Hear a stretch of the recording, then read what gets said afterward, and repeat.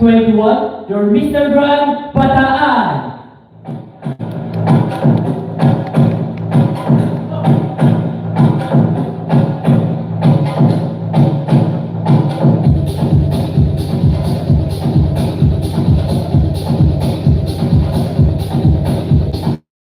Movie Angel 22, your Mr. Grand Florida Blanca, Pampanga.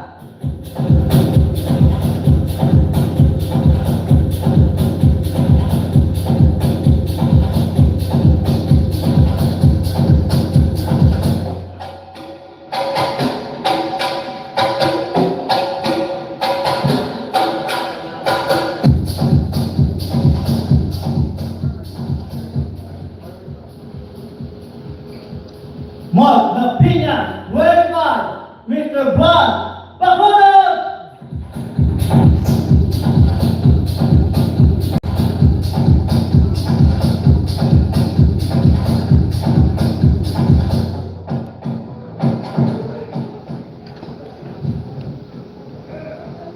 All John Justin, Bollywood sa 21, Mr. Grand Kamsur.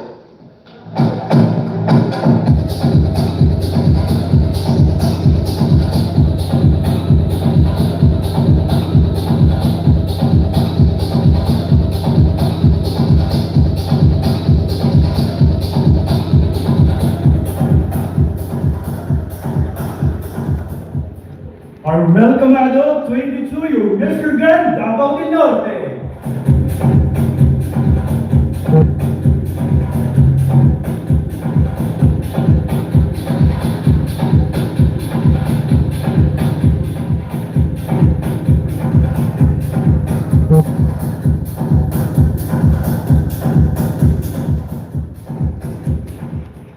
Jasper Manalang, 20, your Mr. Grand, Province of Zambales.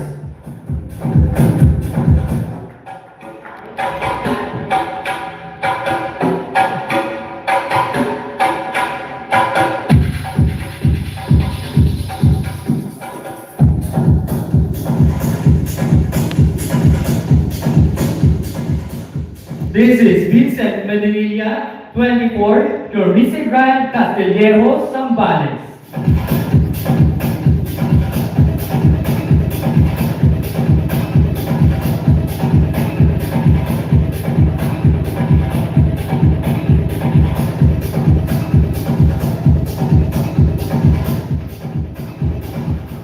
Vincent Galingan, 20, your Mr. Grand Quezon City. Ay, bongga.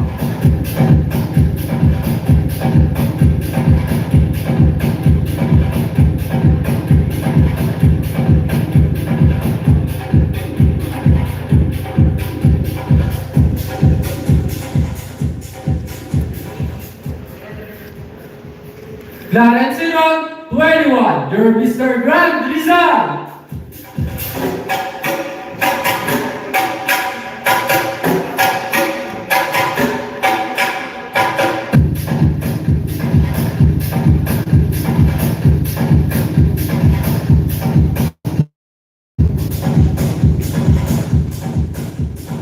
Christian Carl de los Santos, 28, your Mr. Grand Cavite.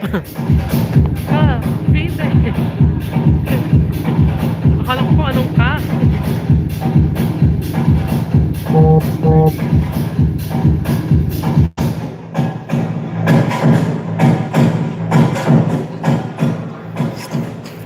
Jeff Castro, 22, your Mr. Grand Cebu City.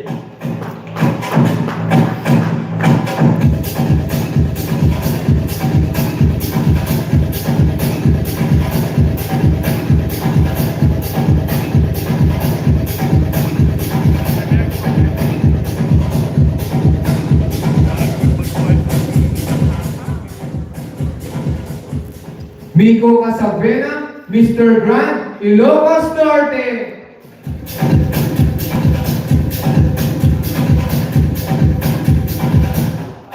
Kababayan ni PBBM.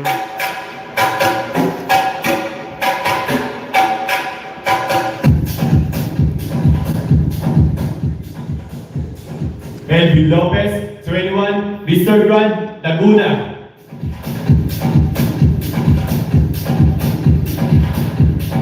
Ang pambato ng Enchanted Kingdom.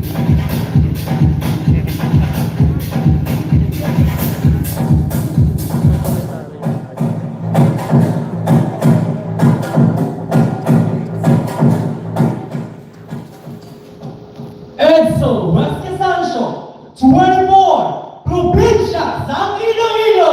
Wow.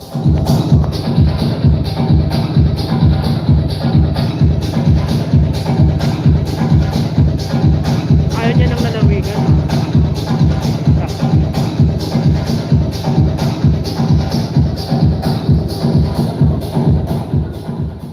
Jumbo Brown Iron Eyes, 20, your Mr. Grand, Siki Horror. Oh. Parang TV, patwag. Uy, fairness cute siya ha.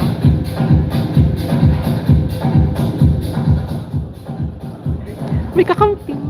Ay, charot lang. Justin Roque, 22 years old, your Mr. Grand Pampanga.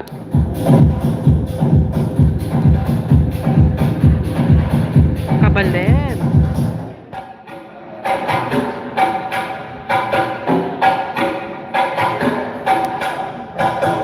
Yung mga ganitong style, pinauso ni James Lloyd dati. Sa ABS-CBN Ball, di ba? Yung may paano. Angel Israel, 22, your Mr. Grand Malolos, Bulacan. Tsura ng energy ni Kuya.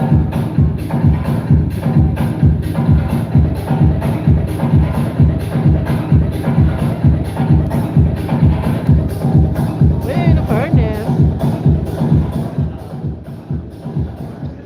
Vince Von Kaiser Torres Maravilla, your Mr. Grand Subic. Oh.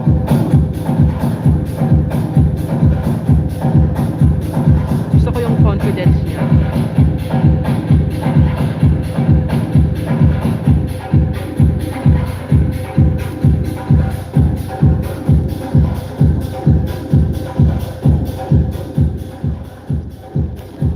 Lance Capilido, 21, your Mr. Grand Mabitak Laguna. Yung bago. Ah, yun yung pumali. Ito yung pumali. In all fairness.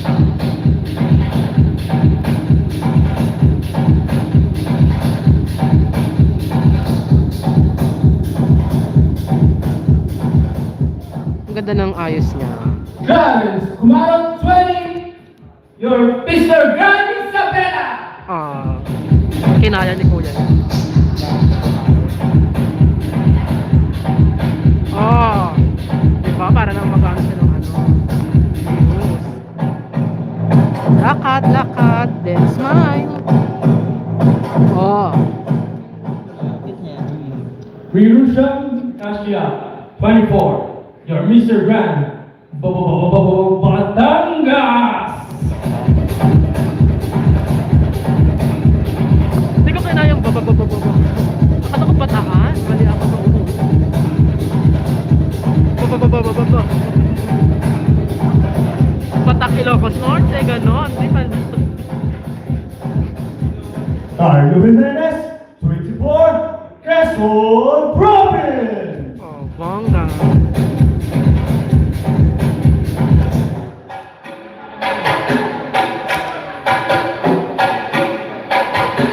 Pahiyas Festival.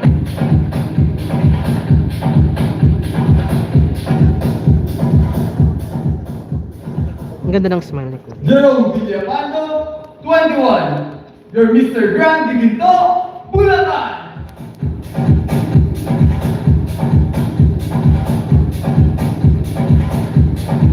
Para siyang si ano, yung asawa ni Megan niya. Yung asawa ni Megan niya. Grabe yung panga. Oo. Ang ganda ng panga. Oo, ang bongga ng panga. Oo. Pa. Ronnie Love Salute, 25, your Mr. Grand Tara Tarna. Ano doon?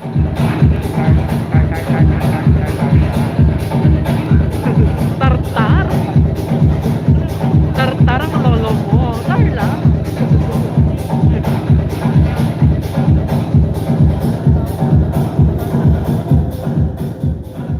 George KP, 21. Makeup Your kung Mr. makeup. Grand, Negros Oriental.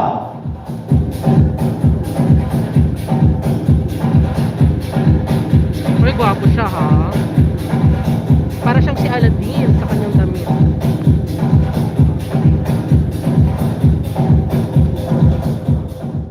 Oh, yan, parang sa tingdig ni Kuya. Carl Joseph Villabert, 24. Your Mr. Grand Olongapo City. Oh, cute din siya. Cute din siya. Ayan, parang madilig. Ha?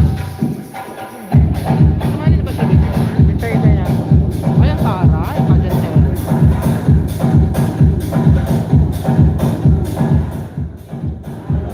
John Moriel de Silvino, 23. Your Mr. Grand San Tomas, Pampanga. Hinuti tayo ni Kuya. Hinuti tayo ni Kuya.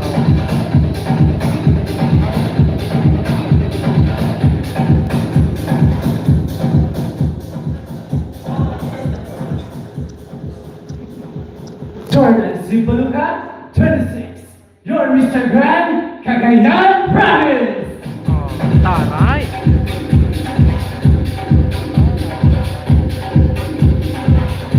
Ay! Nakakailan na tayo? Nakaka 30,000 na ba tayo? At ito na pala. Oh, ay, bongga. Sakto yung pag-ano ko.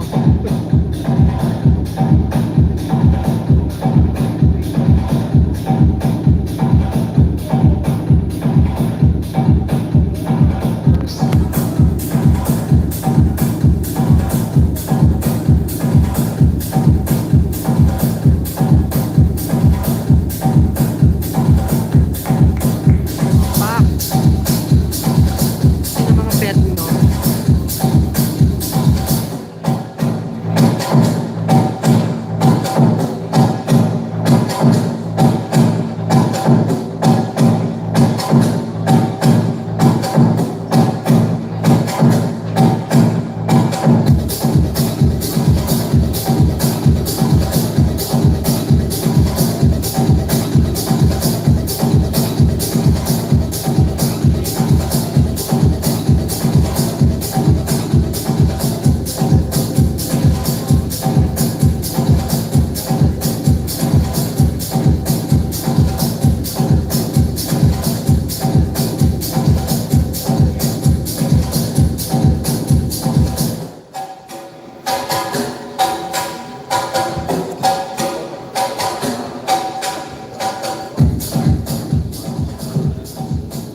Ladies and gentlemen, the 28 candidates of Mr. Grand Philippines. This time we are opening the microphones to the members of the media. And this afternoon we would also like to acknowledge our pageant press corps.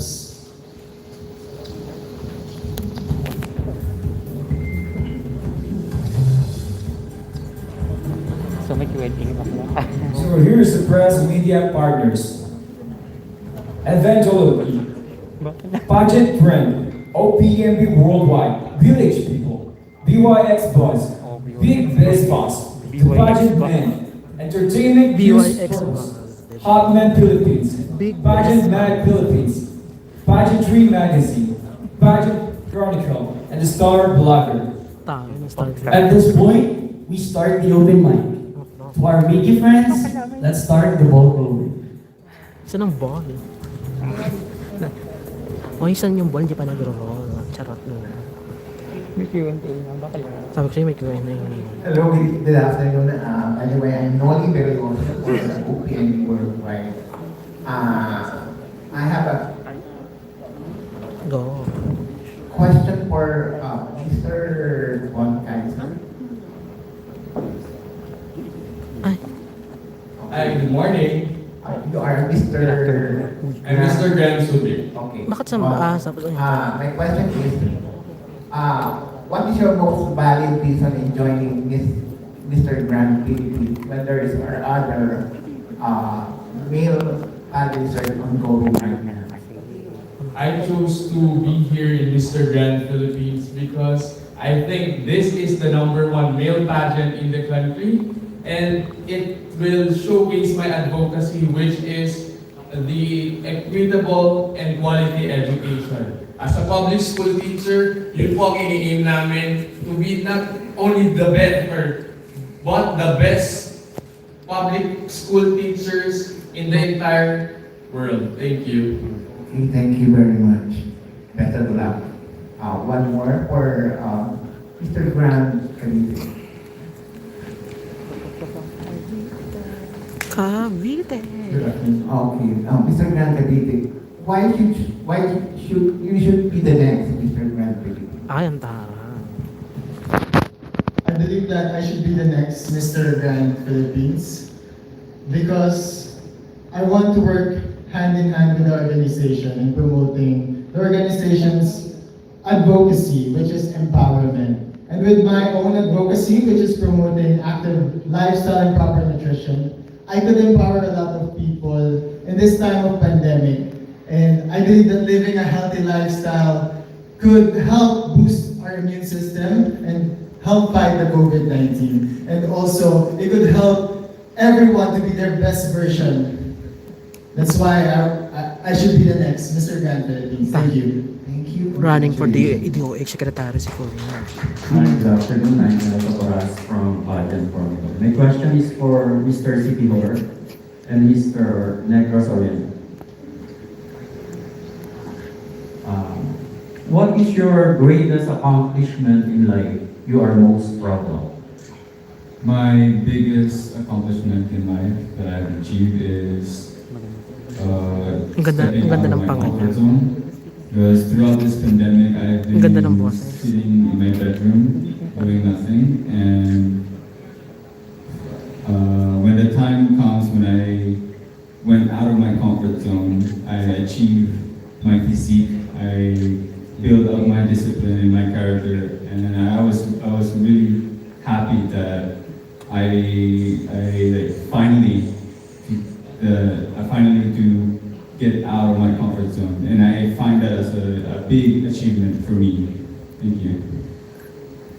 Good afternoon. For me, we all have our biggest accomplishments or achievements. But for me, in my life, my biggest accomplishment that I have gone through is turning into a new shell. Because since before, I had so many insecurities. And with my insecurities, I had no confidence. I had no self-awareness of me because, again, I had no confidence. But after the pandemic, after the things that I've gone through and I have challenged myself to go through, I have turned into a new leaf and become the new and better me, which is this right now, your Mr. Grant Cavite. Thank you. Good luck. Thank you. Thank you. Good afternoon, everyone. My name is Jay from Pageant Trend. Can I call Mr. Grand Laguna, Cavite, Quezon City, Castillejos, Zambales, Negros Oriental. All right. So I have only one question for you guys. So my question is, what for you is Mr. Grand Philippines? Start with Mr. Laguna. Mr. Grand Philippines have a power to motivate and inspire the other all young men to join this pageant for Mr. Grand Philippines. All right, thank you so much. Let's have Negros Oriental. Would you kindly repeat that question, sir? What for you is Mr. Grand Philippines? For me, Mr. Grand Philippines is not only a pageant. I come to realize that Mr. Grand Philippines is not just a pageant. There's much more to that. It made me realize that I get to enjoy with my fellow candidates, the directors. I get to learn their traits, their personality, and the place that they went, and the place that they represent. So for me, I don't really think that this is just a pageant. This is more like a family to you. So, thank you. Thank you so much. Let's have the Quezon City. May mic naman din. Same question. What for you is Mr. Campbell, please? Para sa akin po, hindi lang po ito isang pageant, kundi isang po itong samahan. Isang po itong pinubuo ng community ng iba't ibang gender. Hindi lamang po pageant o pagpapaganda o pagpapabuli ang ating matutunan dito. Dahil makakaroon po tayo dito ng mga kaibigan. Bukod po sa kaibigan ay magkakaroon din po tayo ng iba't ibang lessons na ma-apply natin sa iba't ibang sitwasyon ng ating buhay. Let's have a Castellanos Zambales. Ay, talaga ito sa isang mic. Good afternoon. So for me, Mr. Grand Philippines, of course, is an organization that is looking for a man who we can build. Of course, they are advocating for a man who has the qualities of a sensible masculine and who has the outstanding sportsmanship and who always goes beyond his limits. And I think I am one of the men. That's why I am here in front of these people, using my voice and using this platform. Thank you. Thank you. And Mr. Grand Cavite. Mr. Grand Philippines is not just a celebration of masculinity and our physical beauty, but it also showcases each and every candidate's advocacy. And with our advocacy, we could empower a lot of people these days. And that's what I believe what Mr. Grand is. Thank you. Alright, so good afternoon everyone, and congratulations guys for making this far.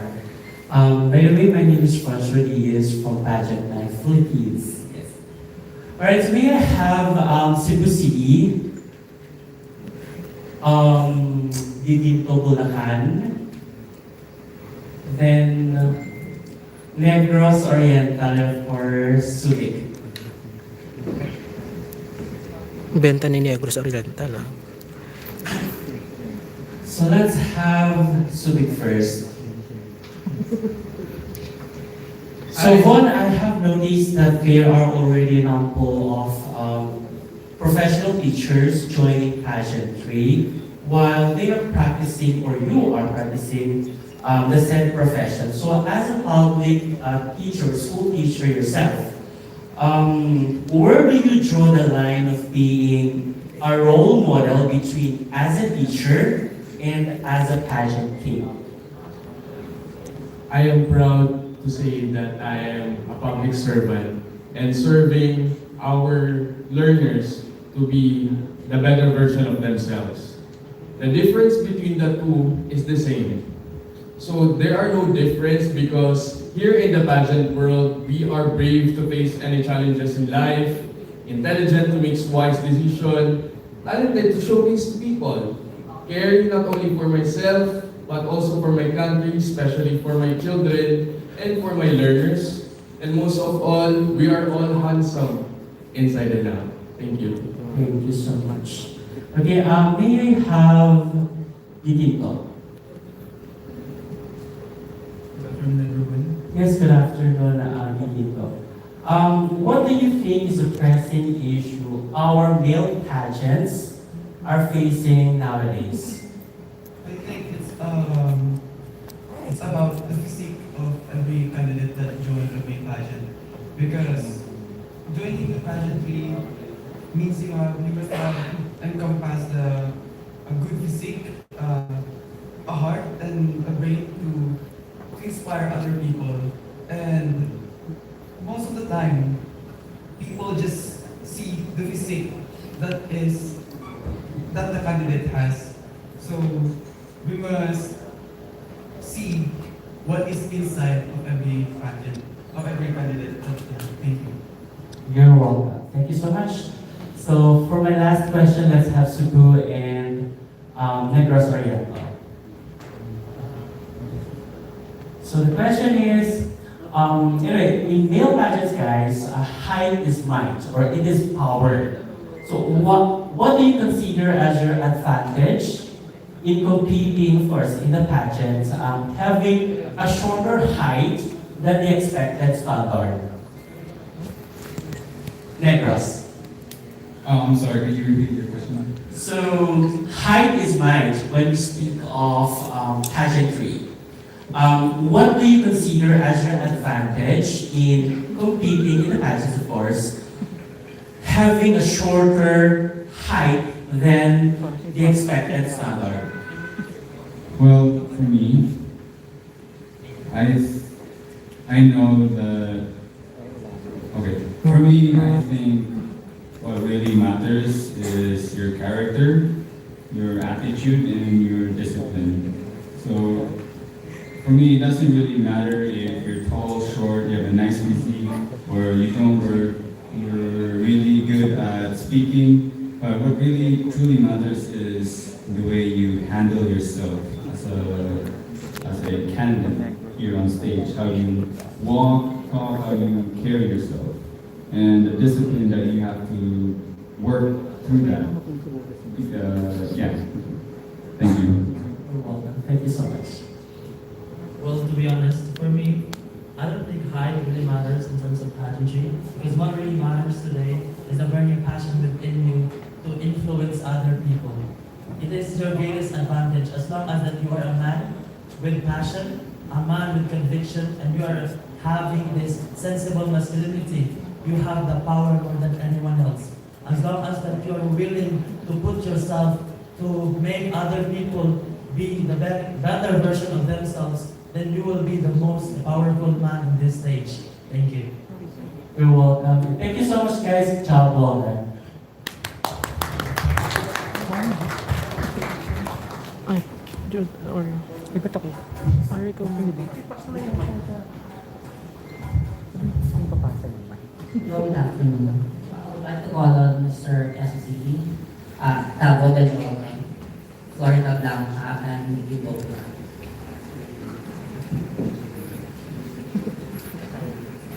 I just have one question for all four of you. Question is, how would you handle defeat or disappointment? Let's start with Tabo del Norte.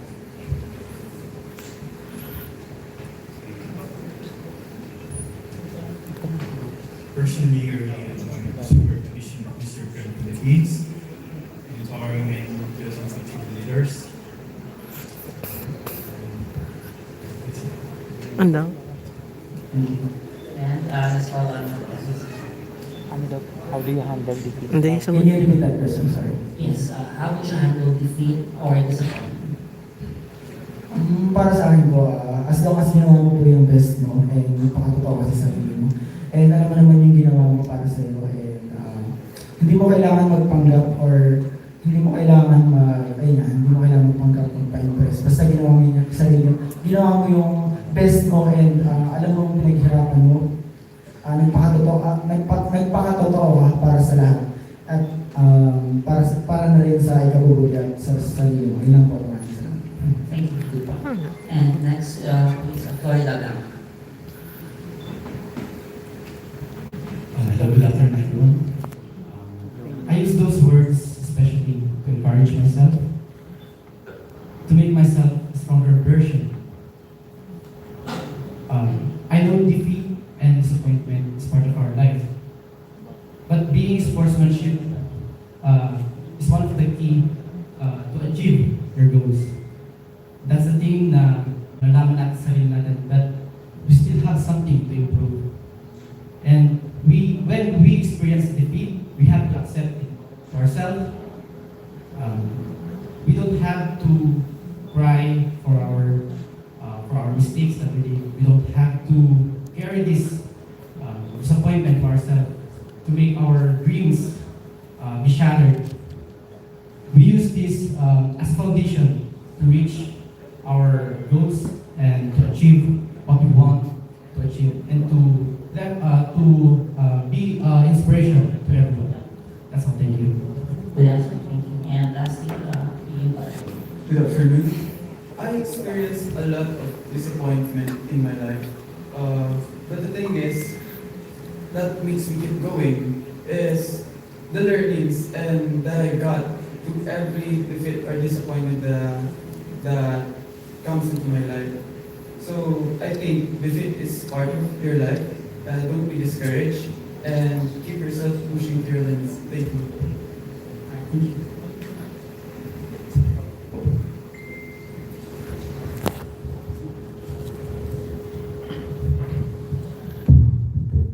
Can I ask for Ilocos Norte, Bacolod City?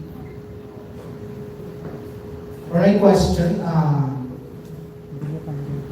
gaano kayo kasaya or how happy are you that you are wearing the sash of your city or province? And tell us something more about the place that you are representing. Bacolod. Thank you po, sir.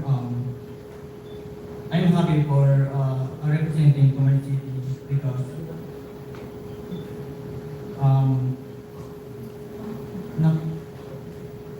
napasaya ko po kasi kinuha po ako nila ng bilang represente ng aming city po. Kasi po naniniwala po sila kasi sa akin yung mga kakayahan at alam ko po na nagtitiwala sila sa akin at hanggang sa huli nalaman ko ako at yun lang po. Maraming salamat. Tell us something about the city you're representing. Representing po sa Bacolod. Anong meron sa Bacolod? Yun po, ang sa Bacolod po is meron pong manukang gabi po, napakasarap po. Manuka. Inasal. Inasal po, yun po. Sarap. Ang chicken. Oh my God. Ano po yung Gaano ka kasaya na you are representing your province? And tell us something more about the province that you are representing. Well, I'm very happy.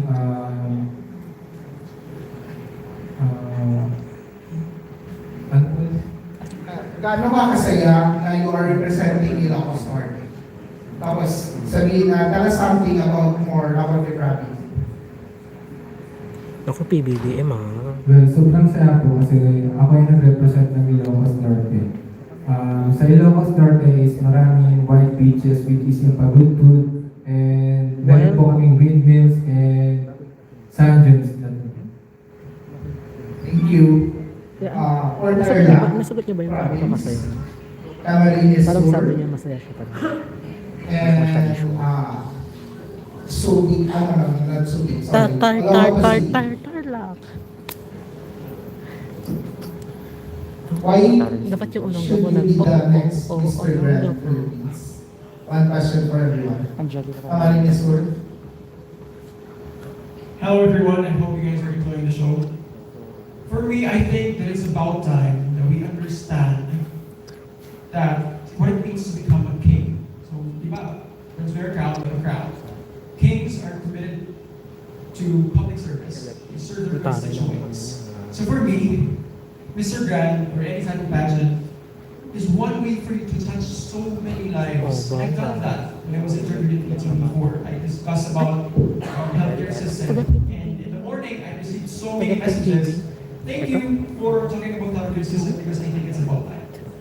For me, I think I deserve to win Mr. Grand Philippines because I put my heart into public service. Ano nangyari kay kay And if you guys are looking for a service-oriented guy, kay Dava? I'm definitely your guy. Dahil naman. Pak. I've been in industry for how many years? I think I have the most experience compared to my co-candidates, and I've experienced a lot of disappointment and failures in regards of this industry. And I believe the main objective of Mr. Gary is to empower men. And I'm going to use this as a platform to inspire and to educate a lot of people, especially the youth in this industry, to give up on their dreams. And I'm going to use this experience as a platform to inspire them. That is why I think that is the main reason why we need to win Mr. Gary Philippines, is to empower Thank you. Bongga ng sagot ninyo. Walang kapasiti. Can you for sure be the next Mr. Grand Philippines? I want to be the next Mr. Grand Philippines to use my policy as sports awareness through sports, to use this as a platform to encourage youth to enhance their physical and mental health, because I know how to be difficult when it comes to COVID-19 that hit us. So this is the platform that I use to encourage everyone. So thank you. Thank you. Hello, I'm Celso from the Star Library. I would like to ask Mr. Grant Ilocos Province, Iloilo Province, and Cagayan Province.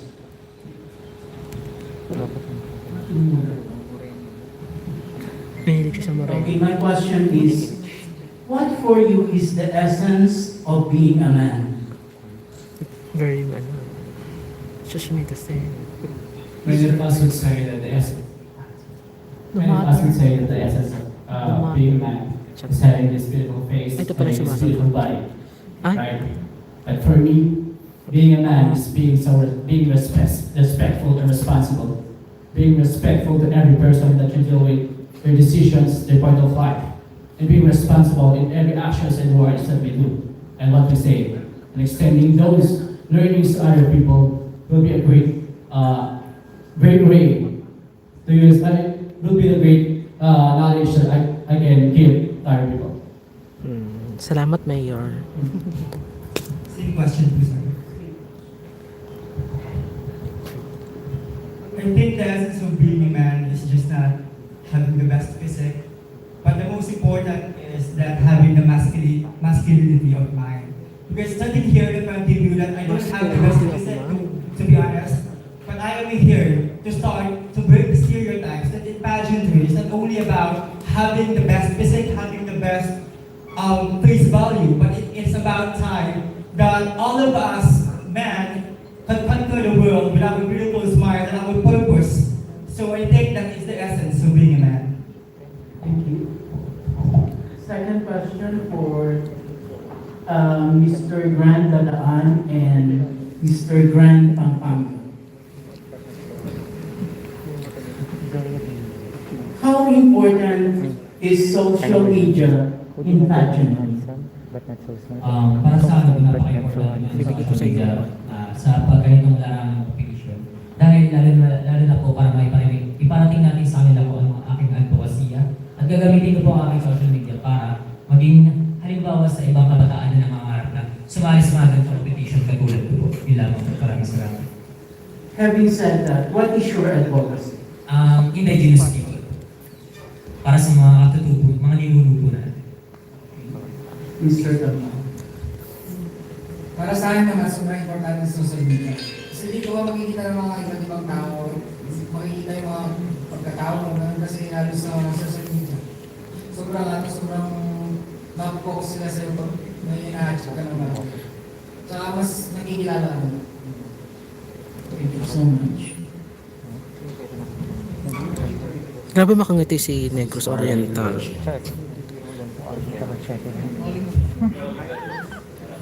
I would like to ask Mr. Grant, CEO. Mr. Grant, anong name mo? Jamon. Okay, Jamon. Do you think being handsome alone will get you far? Mukha pala ni Joseph Betangco si Bacolod. Being handsome isn't just Parang Joseph being Betangco. or having the looks. But for me, being handsome is, of course, having the looks, but also having the heart of a kind and loving person who knows how to respect and who has the capacity to show the people, how to be this and that in a good way or in a good manner. Okay, and follow-up question. What accomplishment are you most proud of and why? Again, as I have mentioned earlier, by turning a new show, by turning into this new me that I have gone through, those challenges that I've gone through, and all those defeats all those, not rather disappointments, but rather lessons.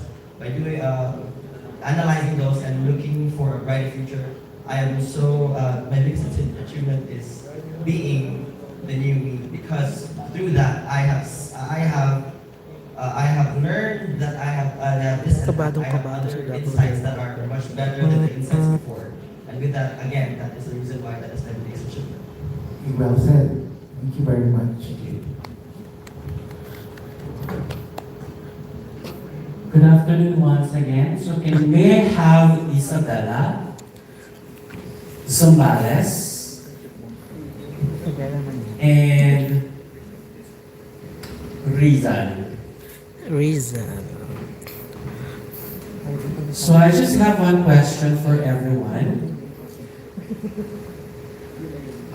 What do you think the male pageants should break in the so-called traditional practices in male pageantry? Ano sa tingin niyo ang kailangang baliin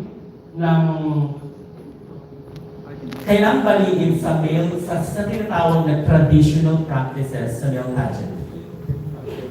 Yes, go ahead. Thank you, sir. I think one of the norms that we should break in male pageantry is that we are just a sex image. For others, or for other pageant enthusiasts or other people, they see us as a sex image, then I think we should break that as well. So we should learn how to bring male pageants as a voice or a platform to inspire others and to inspire others, and of course to give shed light on the things that needs a solution right now, especially to the things that's happening right now. And I think that is one of the things that should be break on male pageantries. Thank you.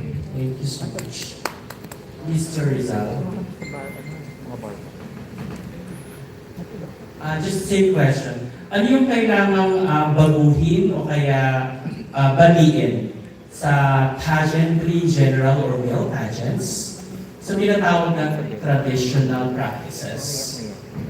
For me, yung kailangan po natin balikin is yung sa it's not all about the outside look. It's about how to respect.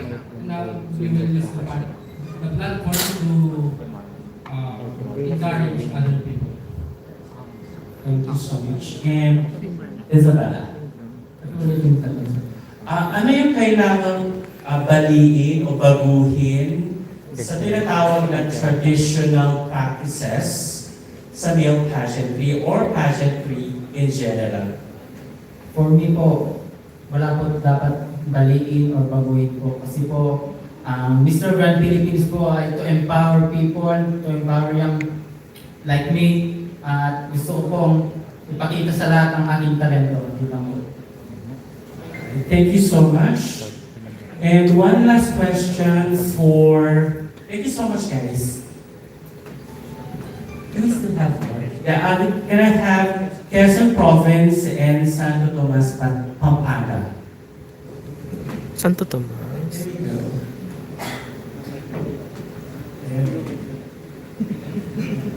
Okay, so this is very simple.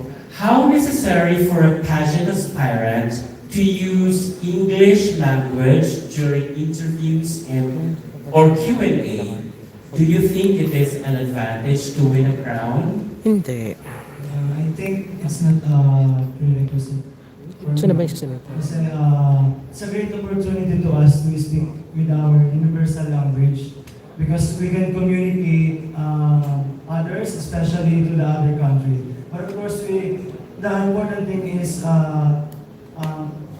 but of course, ang importante po ay yung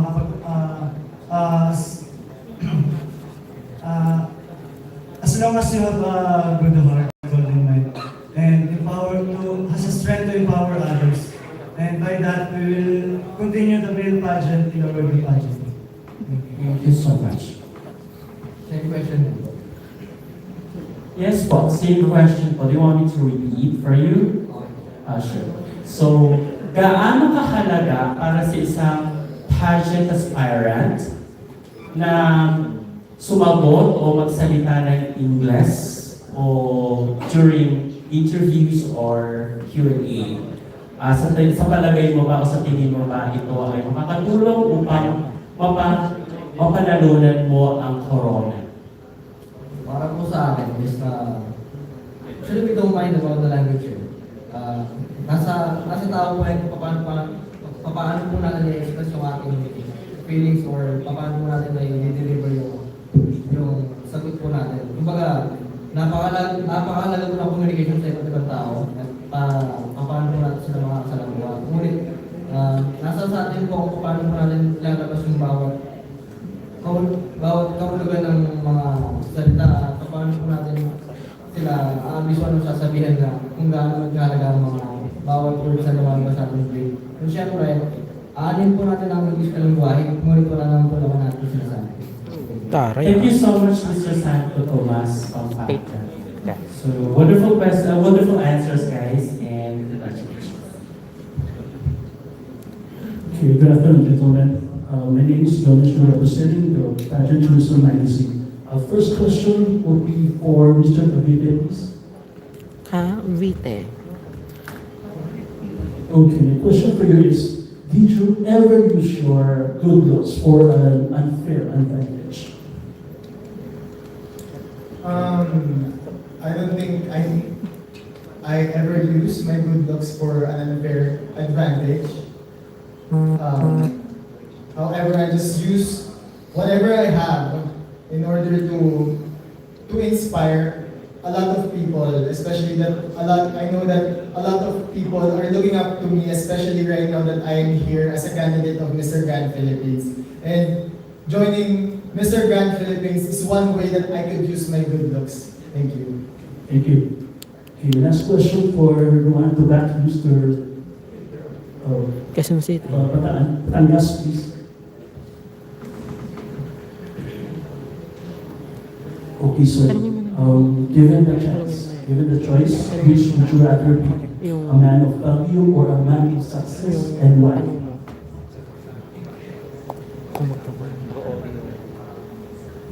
Thank you for that question. Good afternoon. If I were given a choice, I would be a man of value.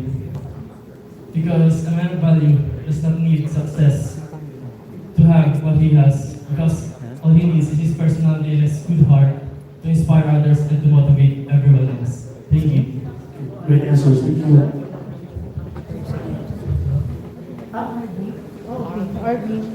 Arvin Cabachete.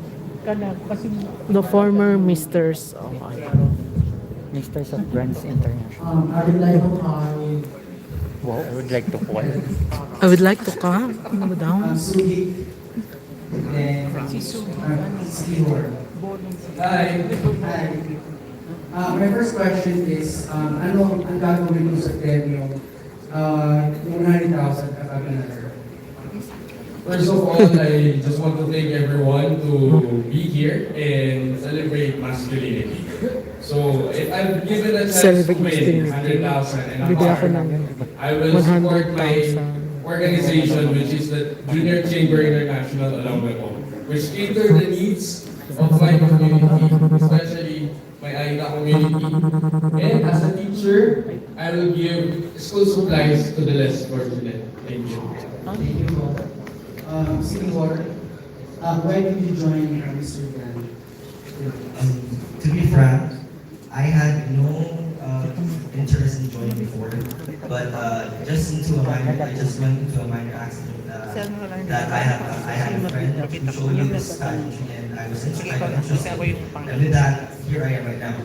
And the reason why I'm still continuing to, I still want to continue my pageant career is because I want to show people that you can be yourself, you can be better than yourself. Knowing that you have more things in life that you can experience, more things in life that you can know more and educate yourself. Because because not just in packaging, but in every aspect, or in every career that we we have different ways of learning learning things. For me, in my own perspective, being a model and joining pageants for me is my way of learning new insights, learning new things, and again breaking myself to the breaking point, into the purpose of being the new and much more better. Thank you very much. I would like to ask Babita Laguna. Sino pa hindi natanong? Nandun siya lang out. Sinali. What is your...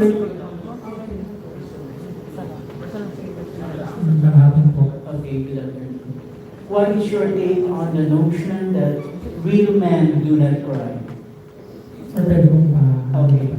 Ano ang iyong pananaw sa kasabihan na ang mga tunay na lalaki ay hindi umiiyak? Natatawa siya. Sa palagay ko naman po, ang aking pananaw sa pagbasehan ng tunay na lalaki na hindi umiiyak ay ang paglawang mo sa sarili mo kung paano ka umarap sa tao at kung paano mo ihanda ang iyong sarili upang sa huli ay hindi ka mapaluwa. Maraming salamat. Alright, one last question. I'd like to call Mr. Brandon Nichols on your top.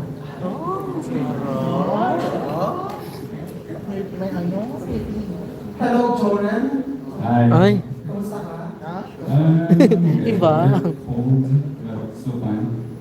Okay, I have a question for you.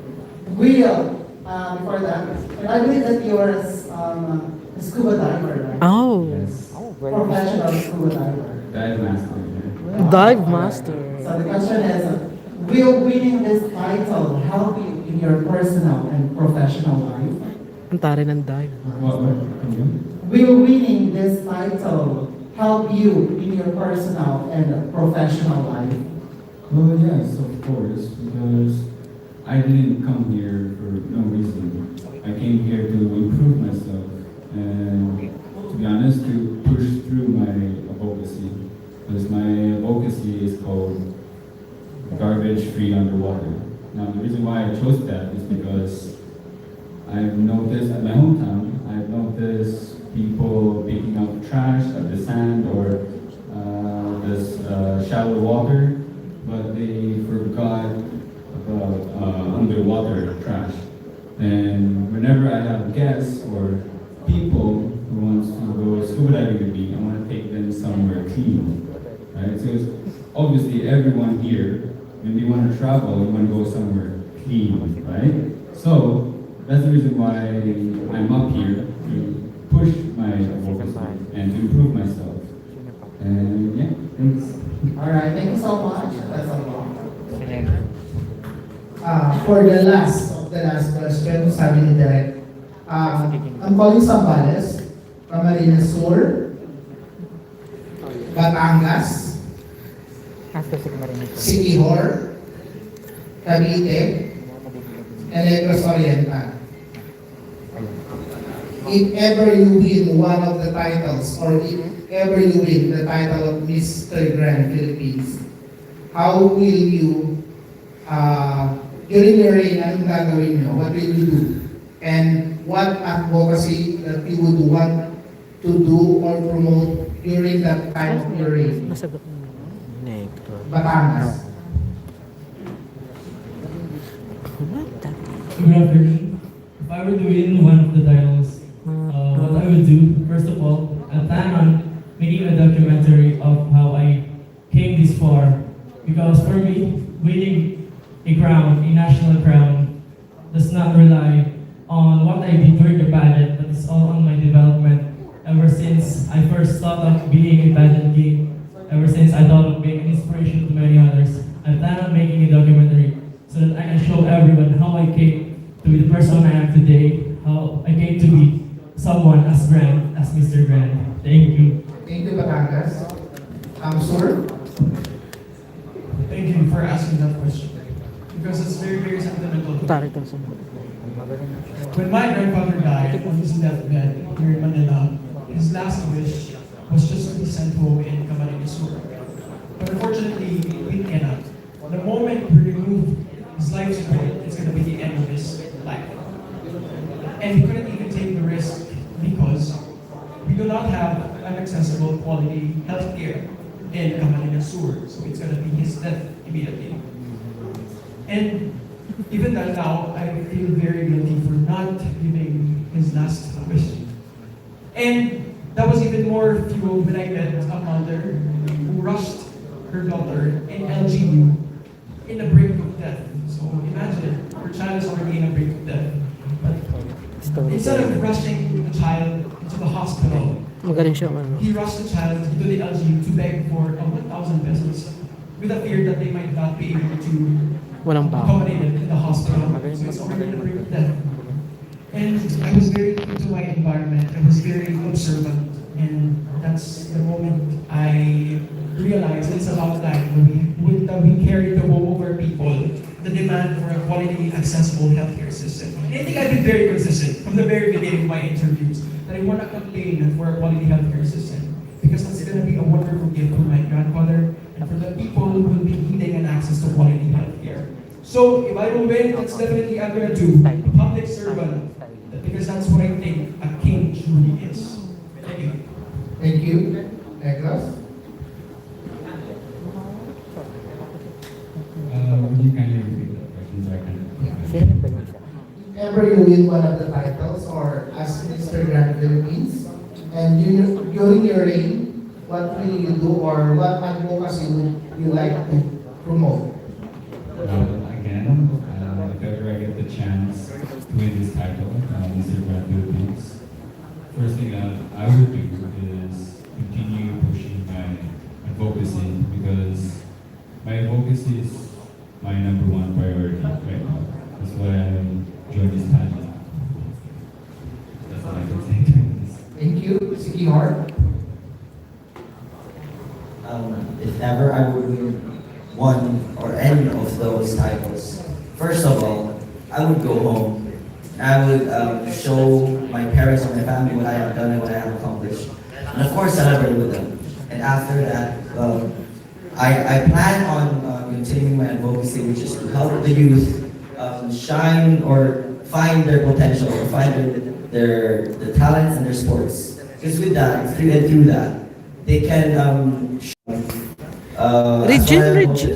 and what people have said since 2000.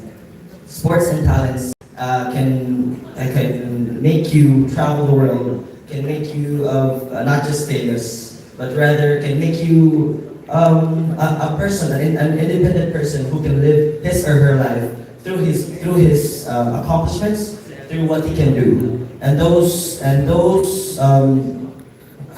reasons or those perspectives that people may see or people can see, like me. With those, I can really say that with my advocacy, I will really help people, and also by that rate, I will help people, and not just people, but rather mostly the youth, to help them, to again show them or let them find their own uniqueness in their own life, because we all know that we are all unique in our own unique way. Thank you. Sambales? Thank you, sir, for your question. If I will be able to clinch one of the titles, of course, the reason why we are here is to uphold or fulfill the duties or the objectives of Mr. Grand, which is sensible masculinity, outstanding sportsmanship, and limitless being a person or being limitless potential.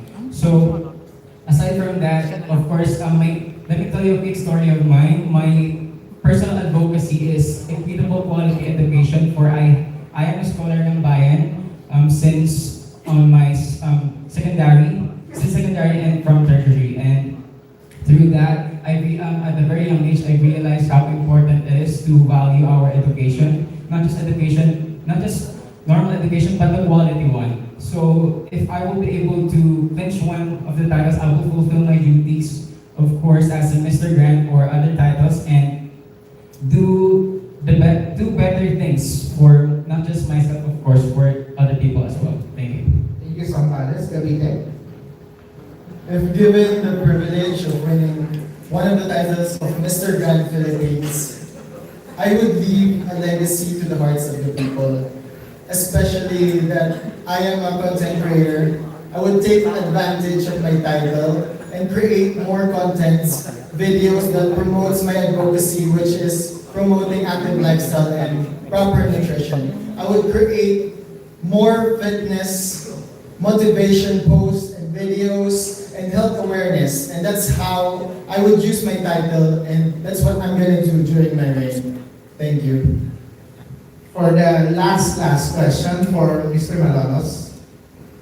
Ayan. Hindi ka namin nakita, parang nakatago kasi. Hapon po sila. Ano yung isang bagay na isinakripisyo mo para sa pagsali sa Mr. Grand Philippines? Para po sa akin, ang isang bagay na unang ko sinakripisyo sa pagsali ko sa patimpang na ito ay yung aking kung talagang kalayawan sa buhay, yung aking mga barkada. Di ba ko sila para sumali sa patimpang na ito, para patunayan na kaya pang baguhin at maging mabuting magandang hindi lang tayo hindi marami pa tayo. Thank you, Malolos, and thank you to all candidates in behalf of my fellow pageant media. Congratulations sa good luck sa finals.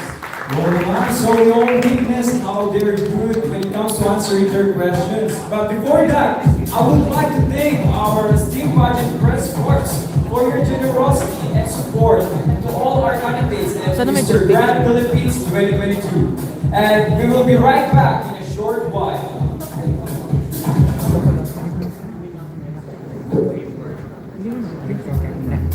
Hindi.